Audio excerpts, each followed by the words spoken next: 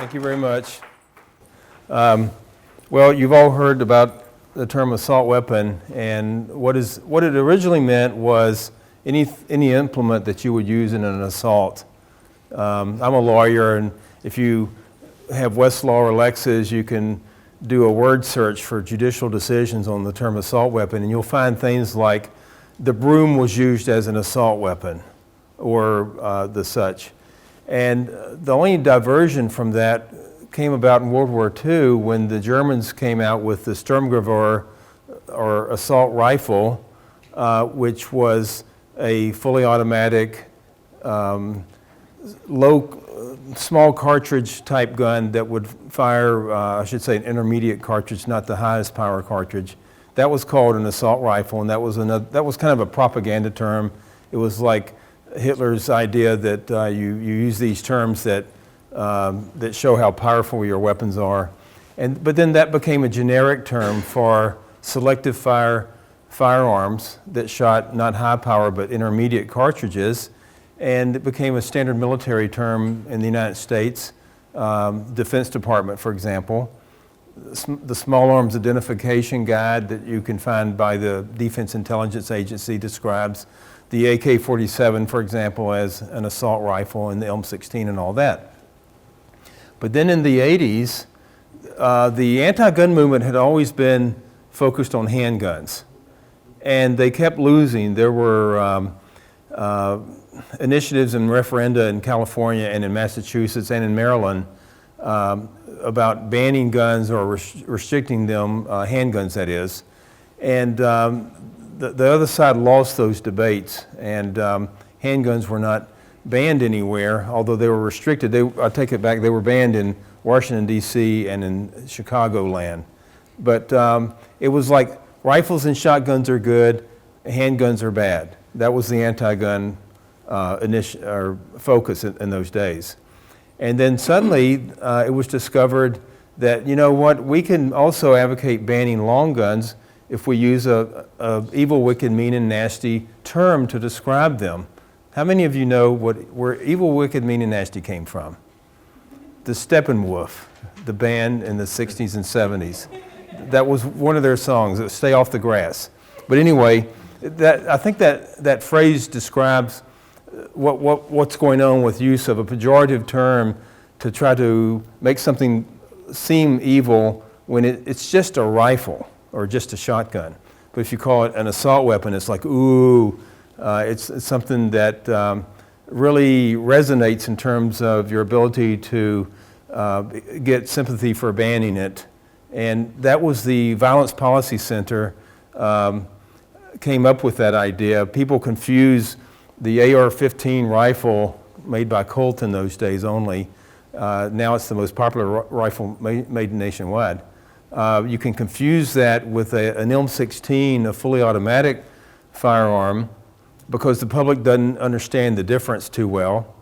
A semi-automatic fires one shot only per trigger pull, and a machine gun fires as many times as long as you keep the trigger pulled, you empty the magazine, unless it's selective fire, in which case it might only fire 3 times in a burst, and then you have to pull the trigger again and get another 3.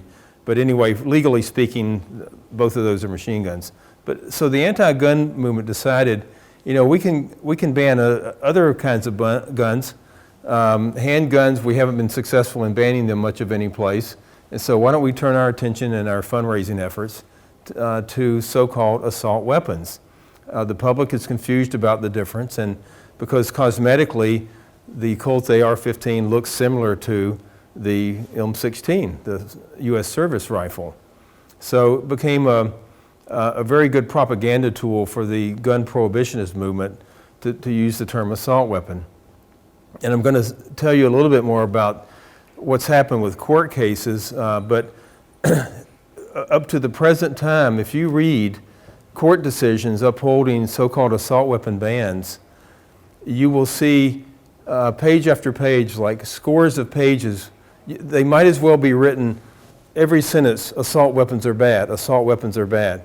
And it goes on and on. You could have a 50-page opinion, and you could just have that same sentence repeated in schizophrenic fashion like that over and over because the actual decisions don't have much more than that. They think if we can use that term so many times in this opinion, it'll seem convincing without discussing the actual merits of the issue, like the merits being, well, these are just the same kind of rifles that you're banning based on some arbitrary cosmetic features as opposed to rifles that you're not banning and you're acting like there's some difference between them.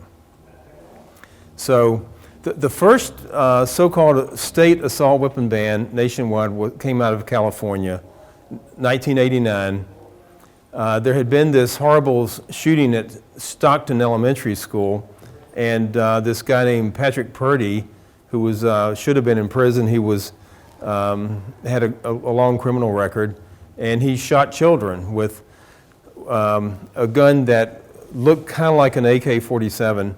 So California passed a law called the Roberti-Ruiz Assault Weapon Act, and they banned a long list of rifles, and they weren't too good at their editing process because they did not ban the rifle that was used in that horrific crime because they made a list of names, and that name was not on the list. So I was involved in litigating a challenge to that case called Fresno Rifle and Pistol Club versus Van de Kamp. Van de Kamp was the Attorney General in those days. And a lot of courts nationwide had tried to say the Second Amendment right of the people to keep and bear arms doesn't have anything to do with any right of any person. It only relates to the power of states to maintain militias. And that's today's militias, the National Guard, and blah, blah, blah, and therefore nobody has any right under the Second Amendment. What was curious about that, the fact that the gun prohibitionists wanted to say that this is a great amendment that protects the National Guard, was that I think most of the people in the prohibitionist movement hated the National Guard.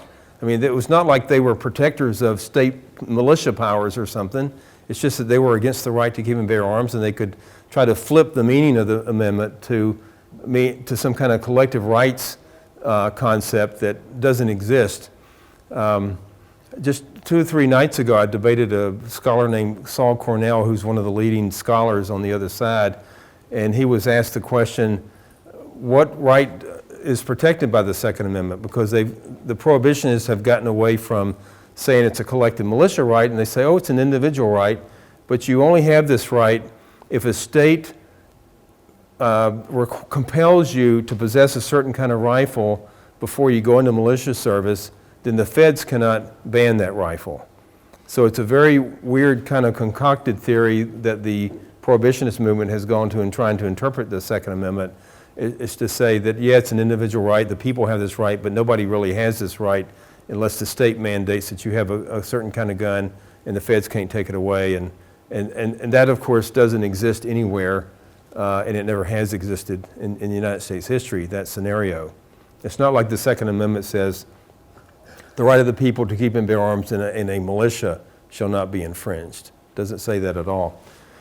So in any event, another issue that was percolating back in those days was, okay, you've got the Second Amendment, it applies to the federal government, does it apply to the states? And it just so happened that where California is, it's in the Ninth Circuit Court of Appeals jurisdiction, they had never said the Second Amendment was a collective militia right. And so we litigated the issue in terms of assuming that it's an individual right and that it applies to the states through the 14th Amendment.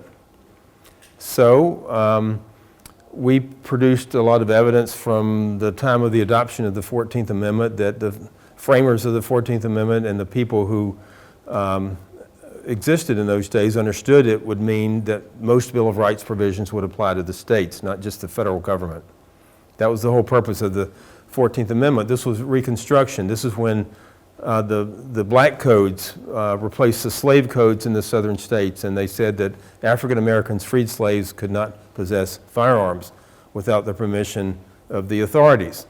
So that was a big deal in those days. 1866 to 1876 period was trying to protect the right of freedmen in the southern states from the state governments themselves and from the Klan.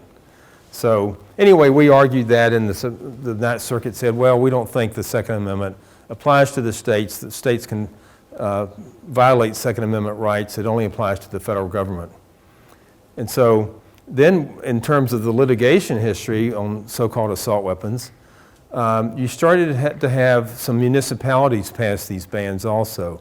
Very few states ever passed any, and to today, there's very few states that have these bans. But there were some municipalities, and we challenged some of those in litigation. And in jurisdictions where the courts had already said there's no Second Amendment right. It's collective militia right, and that's all. And so you couldn't litigate in those days anything on the Second Amendment if the Circuit Court of Appeals in that jurisdiction had already held that it's not an individual right. But who do you think drafts these kinds of laws, by the way? I mean, is it firearm experts? It's the anti-gun organizations, and then they pass it on to sympathetic members of state or municipal legislatures. And so they tried to describe these features they wanted to ban in all kinds of weird ways. Even the list of names, they thought they were so cute, like they would ban the Avtomat Kalashnikov. And that means fully automatic in Russian, Avtomat, as applied to a rifle, and especially the AK rifle. And so they were describing machine guns in their name lists, and then they were saying things like, my favorite one, I guess, is a pistol grip that protrudes conspicuously beneath the action of the weapon. It's like, and your meaning of conspicuous is? Because it's relative. It's like art being beauty's in the eye of the beholder, right? So if you have a rifle and it's got a little teeny weeny pistol grip, maybe it comes down 2 inches, or you've got one that's 4 inches, like an AR would have typically. But if you compare the AR one that's 4 inches, let's say, what if you had one that like goes down 2 feet? So the one that's 4 inches would no longer be conspicuous. The really big one would. Or if you left the AR one black and you had like blaze orange, you painted the pistol grip blaze orange, that would be conspicuous.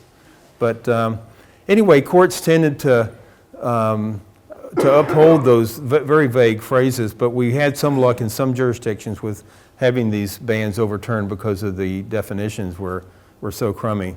It would be kind of like, you know, back in the 20s and 30s, the gangster era, the alcohol prohibition era, you had bans on certain kinds of guns, or you had stringent regulation like the National Firearms Act.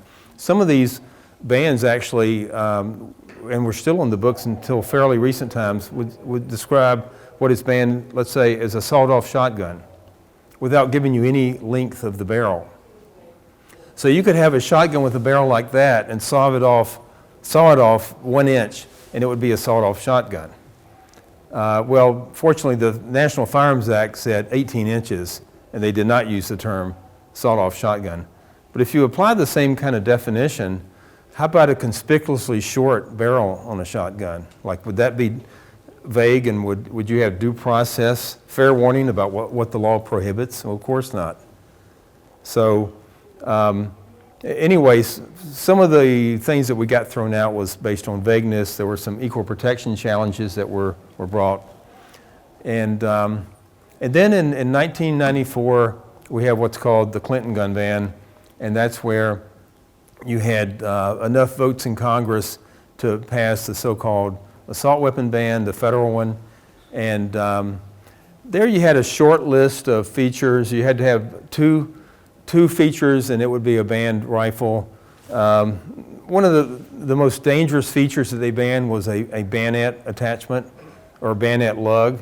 That would be a little bitty stud near the muzzle of the rifle. I mean, there's been lots of bayoneting crimes committed in this country. Probably the last time they were used in violent acts might have been the war between the states. But anyway, if it has that little stud on the front, that would be one of the features that would make it bannable. And the other feature would be this conspicuously protruding pistol grip or an adjustable stock. That's another really good one. a telescoping stock is the term that's used. So that makes it where you can adjust the shoulder stock on a rifle or a shotgun. And it doesn't make it particularly concealable. It just makes it a little bit shorter if it's at the shortest length. But it's like being able to buy shoes that are adjustable to fit your feet. Or like a chair, an office chair that you can make go up or down depending on how long your legs are. It's an evil, wicked, mean, and nasty feature if it's an adjustable stock on one of the guns that has one other evil feature. And so, totally irrational. If they want to restrict like the overall length of a rifle, they could easily do that. The federal standard is 26 inches overall. It becomes restricted if it's less than 26 inches overall and being a rifle or a shotgun. They can regulate the barrel length being 18 inches or 16 inches for a rifle like the feds do. But instead, it makes it a gun that can send you to prison if it has that feature of an adjustable stock. So that was the federal assault weapon ban. They also banned magazines that held more than 10 rounds. But everything was grandfathered. So if you had a rifle or a magazine that was restricted, it would only be restricted if it was made before the effective date of this law. It was September, 24th or 4th, I forgot exactly, 1994. And so if it was made before that date, it was not banned. If it was made after that date, it was banned. And so here's a good one for statistics don't lie, but liars use statistics, however that goes. Crime went down after the enactment of this federal law. Cause and effect relationship? I don't think so. It started going down before the enactment of the law, and it kept going down from 94 into 2004. The law expired. I mean, how many times has there been a law that expires? I mean, how cool. And it has stayed down since then. So the people in support of these bans like to say, well, look, crime went down when this law was in effect, and therefore it's a cause and effect relationship. No, it wasn't. It was simply the fact that crime was going down for unrelated reasons and kept doing so after the ban was no longer in effect. But another incredible fallacy to that statistical argument was the fact that all these guns and magazines were grandfathered. So you had like however million rifles that would be banned because of that law, only in the future, and how many tens or 20s of millions of magazines that were banned. If they were made after the effective date of 94, then they had just as many so-called assault weapons and just as many magazines as before. So you certainly couldn't attribute any decreasing crime to that law. Well, the law expired. Congress has never gone there again. You have, Feinstein and Schumer and people like that advocating this ban. But what happened to the Democrats after the 94 election, and the House of Representatives particularly, and Bill Clinton has that in his book. Boy, did we take a whipping from the NRA and from gun owners because it was because of this law. And it was. So that's why Congress hasn't gone there anymore. And you've got very few, no Republicans and very few Democrats who are interested in going there. So, meanwhile, what happens with the Second Amendment? Right after 9/11, the U.S. Court of Appeals for the Fifth Circuit was the first to make a straightforward opinion on the meaning of the Second Amendment being an individual right. It's a very long opinion, maybe 40 or 50 pages, demonstrating from all the historical sources and the text of the amendment why it's an individual right. And that was the First Circuit Court of Appeals nationwide to do that. And so then the Ninth Circuit wanted to get revenge, and there's a judge named Reinhardt who's very anti-Second Amendment, so he wrote a real long opinion. Oh no, it's a collective militia right. And so you had a circuit conflict there. And then finally there's cases working their way through the District of Columbia Federal Courts of Appeals. And in 2007, one of those cases called Parker versus District of Columbia, the U.S. Court of Appeals for the D.C. Circuit held that the Second Amendment's an individual right and the D.C. handgun ban is invalid. And by the way, during that litigation, the district had argued that, well, you don't need a handgun because you can have a rifle or shotgun. And in any event, the court invalidated the handgun ban. It went to the Supreme Court. The district took it to the Supreme Court against the advice of many anti-Second Amendment advisors, being afraid of what the court might do.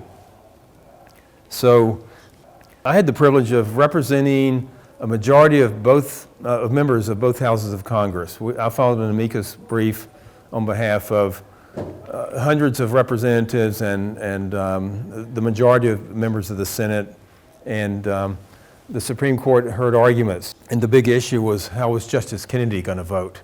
You know how you play these read the tea leaves games with court members, and you figure, well, nah, Justice Stevens not going to vote in favor of Second Amendment rights, and Justice Scalia probably would, and Alito, and by this time O'Connor had left the court. And so the big question was, okay, there's 4 over here and 4 over here, and what's Justice Kennedy going to do? Well, Kennedy does have libertarian streaks. I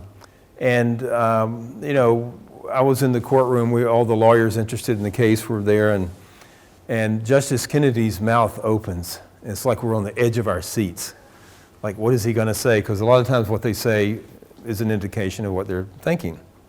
And so Kennedy says, well, and he tells this to the Walter Dillinger, who was arguing the case for the District of Columbia. Weren't the settlers of this country, weren't they people who had to rely on themselves, and they had to have guns to protect themselves from criminals and Indians and grizzly bears? And so we're thinking, yes, he's on our side, even though he didn't realize there were no grizzly bears east of the Mississippi River, most likely. But I mean, that foretold that he agreed it's an individual right. So, but nobody's ever for sure. How's the Chief Justice going to vote? I mean, he had no record on this issue. And Justice Scalia had mentioned the Second Amendment favorably in a book that he had written. So then the end of the term comes in June, and we're there on the last day. The decision will be summarized by whoever wrote the majority opinion. And so once again, if you're very involved in a case like that and you're sitting in the Supreme Court, like, who's going to read the summary? That's going to tell you who won. And so Chief Justice Roberts said, Justice, and we're thinking, okay, say the name, Scalia will summarize the opinion of the court. So we knew then, we figured very much anyway, we won, and we did. And so Scalia had written this wonderful opinion that 5 members agreed with. The Second Amendment's an individual right. The D.C. handgun ban is invalid. And what's fairly unusual, Justice Stevens wrote a dissenting opinion, and he went on and on and on, summarizing his dissenting opinion about what a mistake this decision was. And when he left the court, he's given speeches about it. That's the worst decision in Supreme Court history, worse than Dred Scott, I mean. Justice Ginsburg has also criticized the decision, saying that it should be overruled. So what was the next step?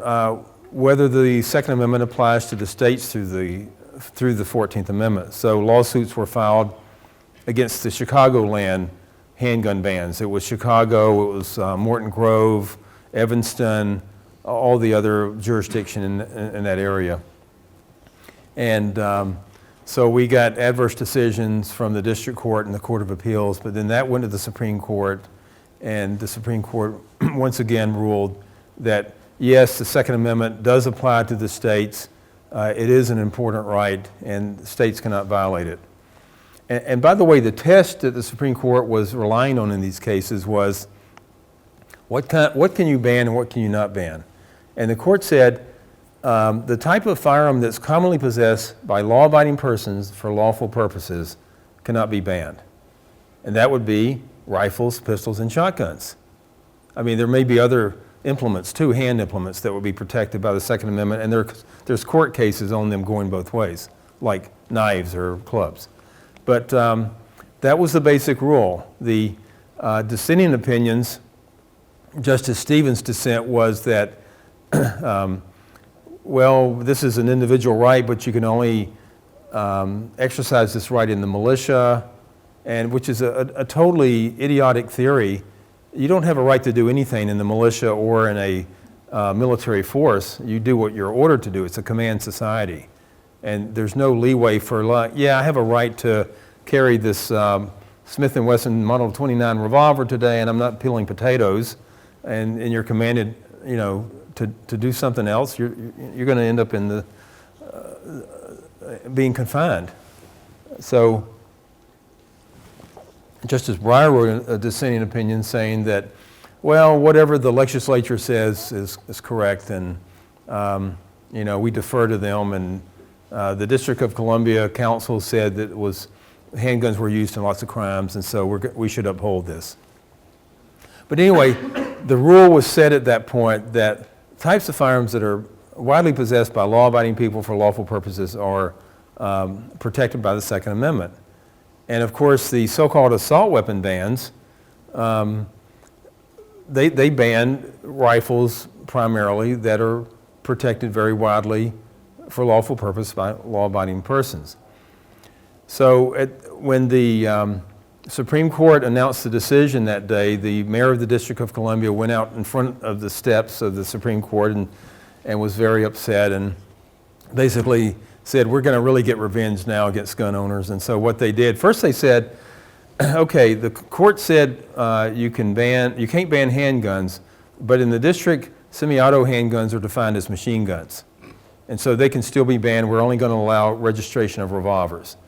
And so we filed a new lawsuit against that new district law, and then the district amended the law to allow the registration of semi-auto pistols, but they also passed a so-called assault weapon ban.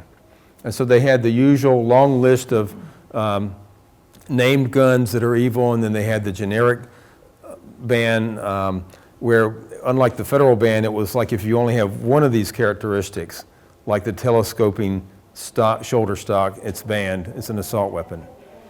And so doing that litigation, it's always been the same thing where the pro-government briefs, like the District of Columbia's briefs, how many times can we use the term assault weapon in this brief without actually discussing what we're banning?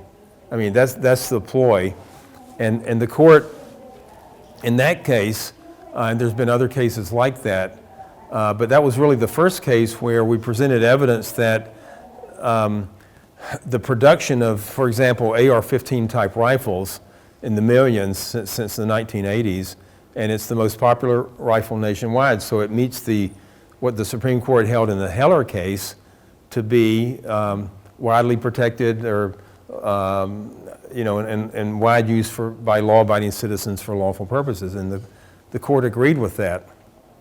But then the court said, well, oh, and by the way, in that case, we also had a lot of expert and lay testimony saying that the purpose of a pistol grip on a gun like the AR-15 is because the way you present it on your shoulder, it's got a straight line design in terms of the barrel, and you have to have a pistol grip that kind of goes down like that in order to aim properly. It's an awkward position if you had to twist your hand up like that.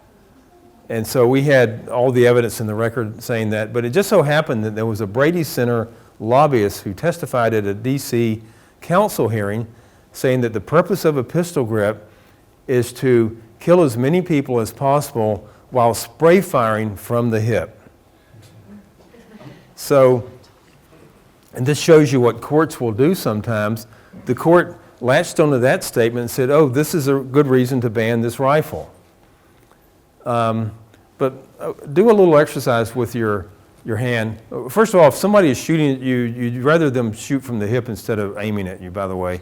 But if you picture a pistol grip on a rifle like that, and then go down like this and see how it feels to your wrist, it's very awkward. But if you have an old-fashioned shoulder stock that just goes like that and put it by your hip, it's a lot more comfortable.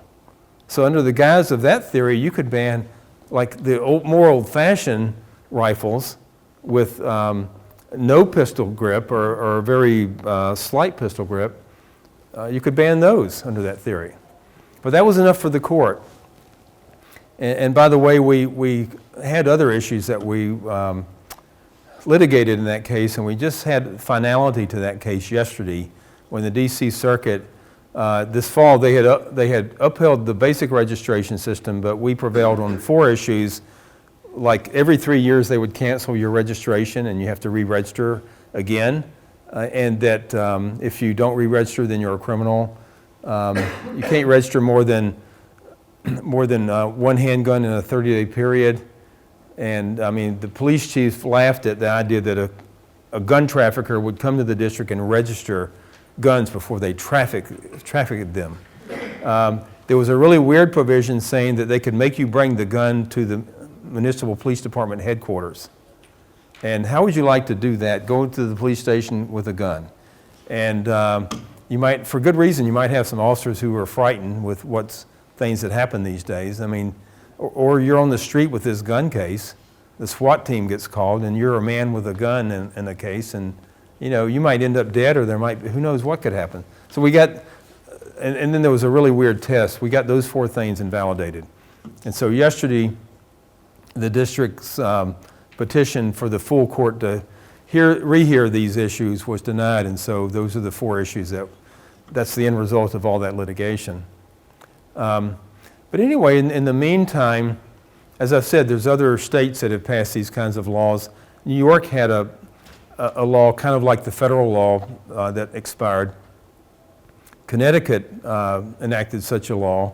And then after the Sandy Hook elementary school disaster, those 2 states enacted much more stringent laws that banned guns based on the same premises. That we're going to call them assault weapons, and we're going to single out these arbitrary characteristics, and we're going to justify the bans by calling them dangerous and unusual weapons. And so what it's come down to, we had a decision from the U.S. Court of Appeals for the Second Circuit basically saying that in the case of the New York law, for example, that you can uphold it based on Second Amendment rights, that these are extraordinarily dangerous guns. And you even have the argument now that, I mean, it used to be a fully automatic firearm. That was the kind of gun that many people would say you can ban, and the Supreme Court said that in the Heller case.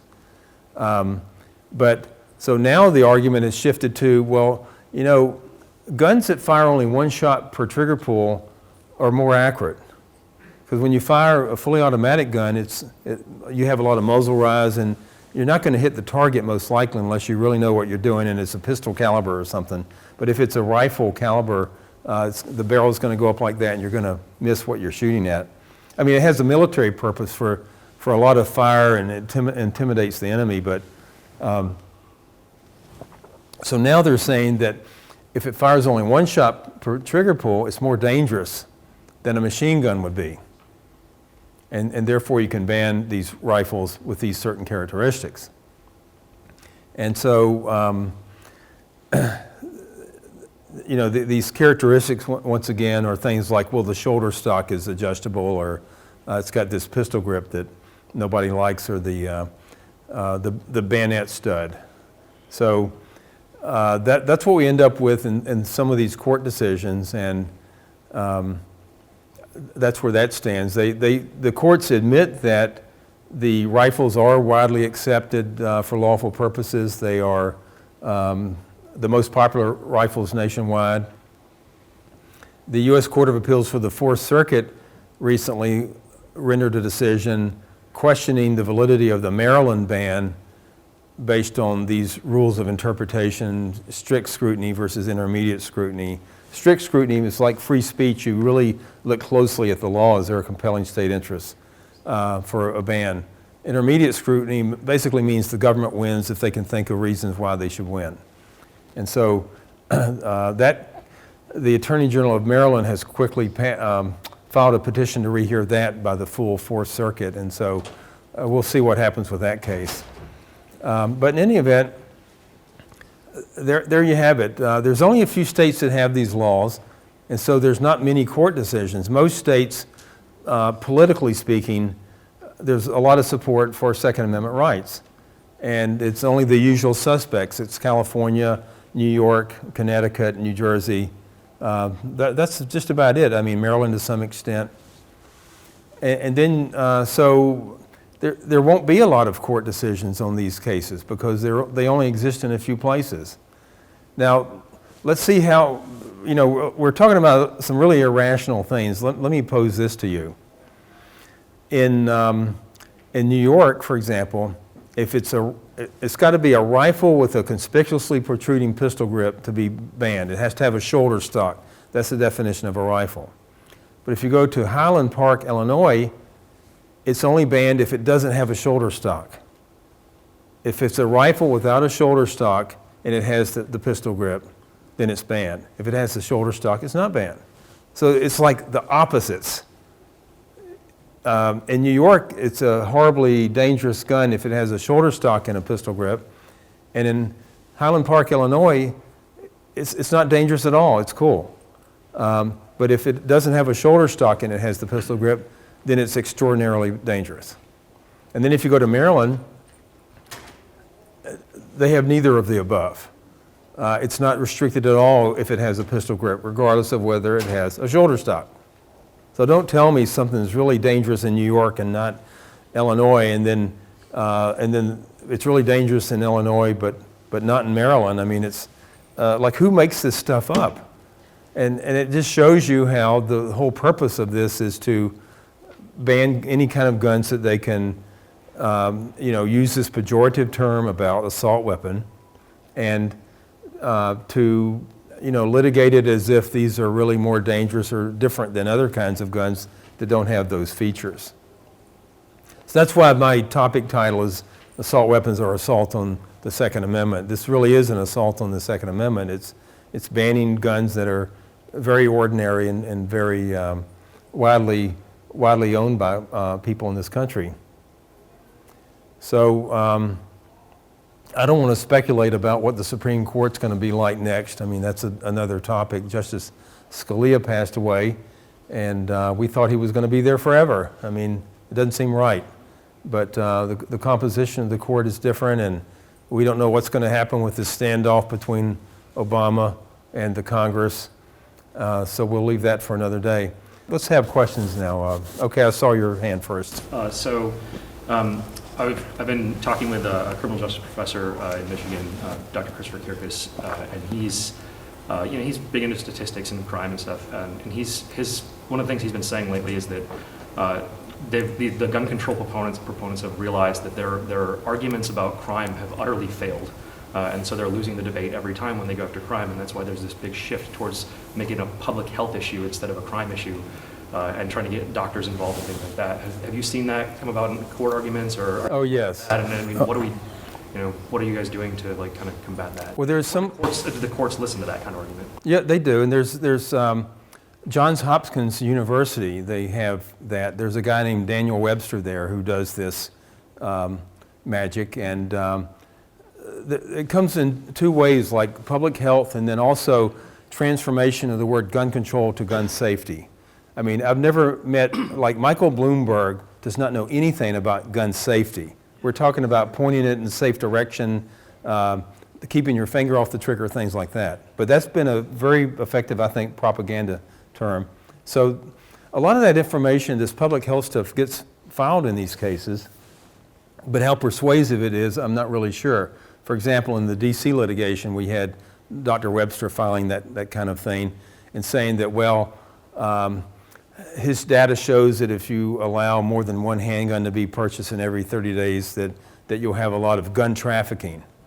But we took the deposition of DC Police Chief Lanier, and she almost laughed at that because who would come to the district with multiple handguns and register them and then go traffic them illegally? I mean, why would they register them? And so that, Mr. Webster could say anything he wanted to say in that litigation, but the court wasn't going to buy that part of it. So, yes, sir. So, correct me if I'm wrong, you said that the Supreme Court decision would apply to other weapons as well, not just to guns, so knives and stuff like that. So in New York and New Jersey, you ride public transportation, you can't have knives and I'm not going to get into the length, but it's like all these criteria that makes you just not even want to carry a pocket knife. Right. Right? And so I'm just wondering if there's any move to prevent legislation on that and go after that legislation, because I think that's like a stepping stone type of legislation of just getting people to acquiesce to the state taking away their rights and whittling away the rights. Does anybody work on that Oh, yeah. type of issue? Yeah. And if you go back, I mean, consider the fact also, all this debate about what does the Second Amendment mean and collective rights and all that. Keep in mind, most states have their own right to keep and bear arms. And they're more typically worded like the right of the people to bear arms in defense of themselves and the state, something like that. And so it could never be challenged that it's not an individual right. And so back in the 80s and 90s, the Supreme Court of Oregon decided several cases about switchblade knives, billy clubs, things like that, and they invalidated these bans. That you cannot ban possession of these implements in your own home. And in some cases, you cannot ban carrying them. And so there's been other state court decisions. I don't know of any federal court decisions, but there are state courts that deal with that issue. And the decisions have gone both ways, as you might expect. I mean, you're not going to get as good a decision in Massachusetts as you would from like a state like Oregon. But there's an organization called kniferights.org, which does legislative issues and activism on that subject. So you might want to Google that. Yes, here. I think that gun violence, or not necessarily gun violence, but just violent crime in general is a problem in this country, but I don't think gun control is the solution, because as we all know, gun-free zones are killing-free zones. And with the mental health, do you think that the mental health in this country is the big role in the violent crime? And if so, what kind of reform do you think needs to be done? Well, there's no question that many of these people who have committed these heinous crimes have horribly mental health issues, and the issue is how do you deal with that? And it's been prohibited that they would possess firearms in the first place under many state laws and under federal law if a person's ever been committed to a mental institution or adjudicated a mental incompetent. And for a lot of years, you have to be fair with these things. There might be a person who was committed to a mental institution 40 years ago based on some marital dispute, and has been a problem-free person since then. So there's a federal law enabling you to get your rights back, but there's no question that that's been a big problem. And another problem is we have the tension between privacy rights and getting things reported to an agency that might do background checks. And so we've got the federal law, we have the federal instant background check system, and some states will give them the names of people, the identities of people who have been committed to mental institutions. Some states have not done that. So when a background check is done in a gun shop, it may or may not, bring up the mental commitment record. And so there's that, and then there's all kinds of theories, which I'm not an expert in terms of what needs to be done about mental health. And to what extent do you institutionalize people? To what extent is that a violation of civil liberties? And In this forum, I can't go there because I know there's a lot of strong feelings about that. But I mean, just normal criminal violence plus these people with severe mental problems. You know, whether people are alerting authorities in time. I mean, that's always been an issue in some of these cases. And are they given access by family members? I mean, in the Connecticut incident, the mother of this individual made guns accessible to the perpetrator. And so those are things that are definitely societal issues. And there's no panacea for any of this, but that's something that needs to be worked on. Yes? Just to kind of build off what you're saying, but to enact new and enforce new gun legislation or laws, or regulations for that matter, requires funding. So enforcement requires funding, which thereby could be, or which instead could be used for treatment of mentally ill people, right? So by enacting and enforcing legislation that regulates guns, it doesn't address the true cause of violent crime, and that people are mentally unstable, mentally unfit. So, I mean, when responding to that kind of question, I think it's important to ask, why is the crime happening? And if we're going to use funds to prevent it from happening, it's better to address the true cause, right? And that's a statement on a question, and I agree with that, so I won't respond further, but yes. I wanted to know your opinion on so-called ghost guns as a way of circumventing assault weapons bans. Ghost guns? So, guns that are milled up until about 80% of completion. Okay. So-called 80% receivers. Well, first of all, it's not restricted to make your own gun.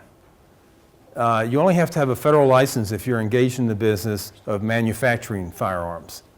And so if you make your own gun, it doesn't have to have a serial number, and it's nothing illegal about it as long as you're not doing that as a business for distribution or resale. So the term firearm is defined in the Federal Gun Control Act as a weapon that shoots, is readily convertible to shoot, or was designed to shoot, to discharge a projectile by action of an explosive, or the frame or receiver of any such firearm. So what's a frame or receiver? So that's kind of like the middle part, right? You put the stock on it, you put the internal parts in it, you put the barrel on it, and when does a frame or receiver become a frame or receiver? In other words, when is it a firearm? And there's a lot of metaphysics to this. I mean, ATF has a firearms technology branch that goes into this, and it's like a philosophical discourse, because a frame or receiver has to be something under the definition, ATF's own definition, that the internal parts will go in. But then they say, well, you can't have certain holes drilled, you can't mill out certain parts, and so the industry has come up with this non-legal term, 80% receivers, where you can buy something that's not a receiver yet, not a frame or receiver yet, and then you do the rest of the work. So there's been, search warrants and seizures of this kind of property, and it's in litigation in terms of what is a frame or receiver. That's a long-term issue in courts. So however that's going to come out, I don't know, but it is the law that you can make your own gun. So if you are selling those, or you're buying one of those and it's not a frame or receiver yet, there's no paperwork and there's no nothing. Now most people, or a lot of people anyway, would not be able to do this, like make your own gun and make it really work. But that's a current issue, and I think it's consistent with the Second Amendment that you should be able to make your own gun if you have the ability to do that. But the extent of regulation, how much can licensing be required and all of that has always been an issue. And the courts tend to rule in favor of licensing, and the real controversies have been on bans of certain ordinary guns. Yes, in the back. Speaking of making your own weapons, what do you see as the trajectory of the law and the debate into the near term with respect to 3D printing? And will the law be able to stay ahead of that, do you think? Well, the question is about 3D printing. There's litigation going on right now about that. The gentleman who put it on his website, how to do this and how to do the design, and the State Department threatened him that we have a law in this, or a regulation saying that you cannot export technical data about firearms without a license from the State Department. And when you put it on the internet, people and foreign people, non-U.S. citizens, can obviously read it. And so that State Department directive is being challenged under First Amendment grounds, that this is part of free speech. And so, yeah, there's a lot of tension there in terms of new technologies and new ways of doing things. And there's really been no, there's just one case is going on about it. I think there's been a district court decision. It's in the U.S. Court of Appeals, I think, for the Fifth Circuit. And it's the first time anybody's gone there in terms of, like, is there a Second Amendment right involved here, for example? And to what extent can that right be licensed as to manufacture and as to export of technical data, questions like that. These are kind of in the outer space of what's being litigated. But what I think is most important for the Second Amendment are the things that are right here and now. New York bans rifles that are ordinarily possessed nationwide for lawful purposes.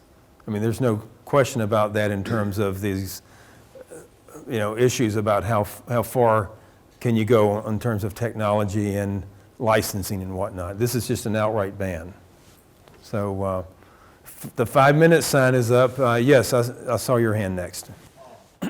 What's your opinion on the Hearing Protection Act, which, if anyone's not familiar, is the current attempt to remove suppressors from NFA regulations?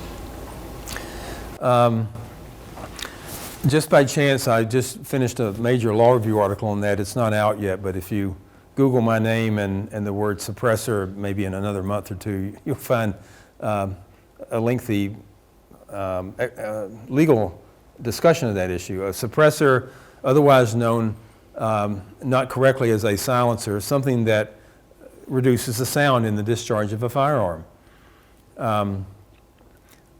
They were basically invented by the same gentleman who also invented mufflers for automobiles and for a lot of really obnoxious sounding devices that came about with the stage of the industrial age that we were in the late 19th century, early 20th century. And so sound suppressors were being used for firearms up until 1934, and the National Firearms Act heavily restricted them. You could buy them in those days, like a Maxim silencer for like $6 or something like that. And they came to be highly regulated so that if to make one or to transfer one cost you $200 in 1934 under the Federal National Firearms Act. And so people were poor in those days. Who's going to do that anyway? The $200 came from the price of a machine gun. They were restricted too. And my research indicates nobody was complaining about them being used in crime. There was some objection to their being used for hunting, because if you go back to that age, there weren't many restrictions on hunting, and people were shooting hundreds of ducks a day for commercial purposes on the Eastern Shore, for example.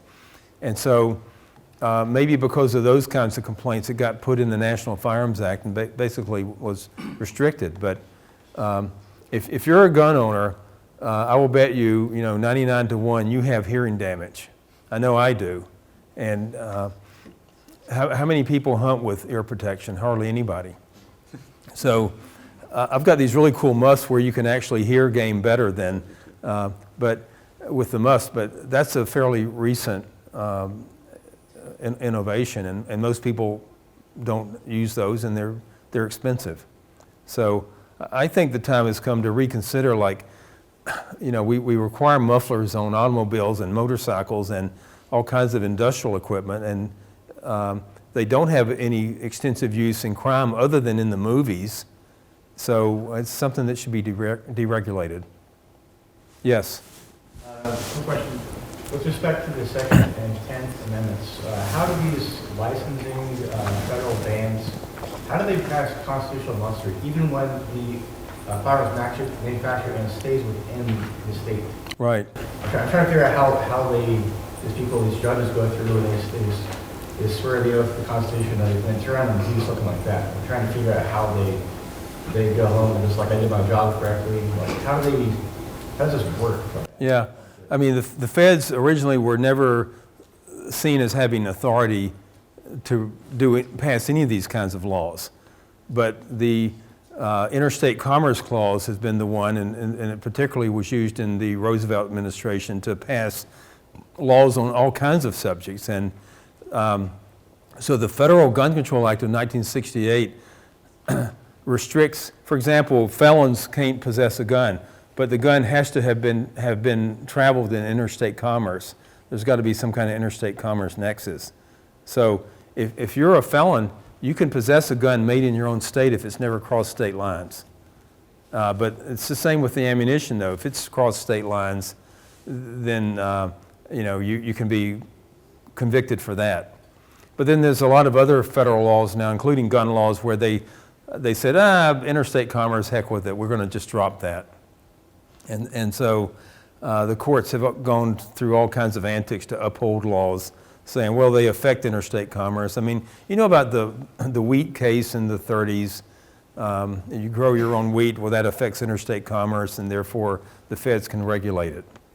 I mean, there's no bounds to federal power, virtually speaking. Every now and then, the Supremes will rein them in, and